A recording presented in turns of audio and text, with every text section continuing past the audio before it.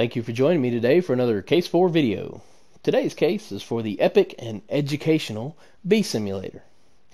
Bee Simulator was created by the Polish developers Warsaw Game Studios, I think I'm saying that right, and published by Big Ben. Bee Simulator is Warsaw's first project and is available on the Epic Games Store, Xbox, PlayStation, and the Nintendo Switch. So what is Bee Simulator? Well, it simulates your life as a bee, of course. There's a lot more to it than that, but the protagonist is a western honeybee gathering pollen for the hive to make honey to last through the winter.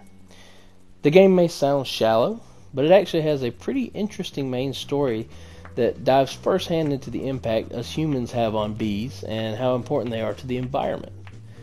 The game also boasts a multitude of interesting insects and rodents that you can interact with as part of numerous side quests. The campaign also has a multitude of challenges to see what your little bee is made of.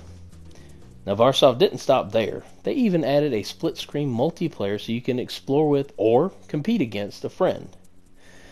Overall, the graphics of Bee Simulator are pretty detailed for the insects, the rodents, various flowers, and the landscapes. However, it appears that the developers decided to not increase their file size or their budget, I don't know which, but they did not extend that detail to the people surrounding the games, as you can see here. They look like blank-faced, blocky dolls most of the time. The gameplay is very polished and responsive, with controls that are easy to master. I did not encounter a single bug during my entire campaign playthrough. Digital bug, not a physical. You know what I mean. I'm not saying that none existed, but there seemed to be mainly in the split screen. They were very minor and didn't have any impact on gameplay at all. Now, the audio for the game is a little divisive.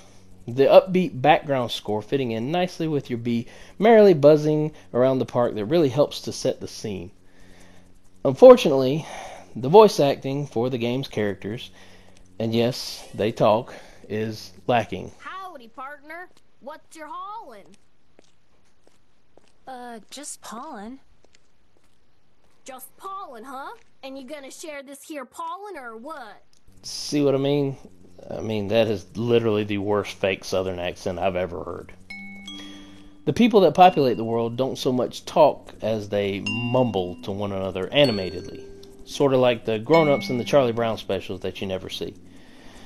The story is actually very well told and, honestly, could have been done without any voiceovers at all.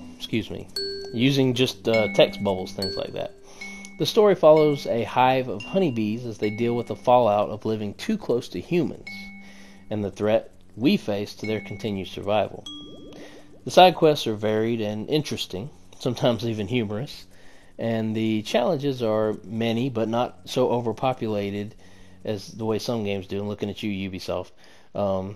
And by the way, the race challenges are no joke. They are, at least for me, they were difficult.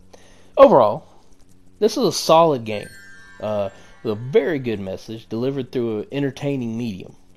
Now, it still could use a bit of polish. Now, I'm going to give it some slack since it's Warsaw's first game, but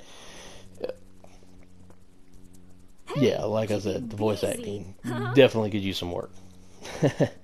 But it could use a bit of polish to make it shine. I would consider it one of the indie gems I do enjoy playing quite a bit, though. Now, I will say the base price tag is a bit steep for what it offers at $40. That's US dollars. So maybe do what I did and wait till there's a sale to pick it up. Now, if money is of no consequence to you, then I would definitely recommend giving it a try. As always, thank you all very much for watching. And remember, ladies and gentlemen, keep laughing.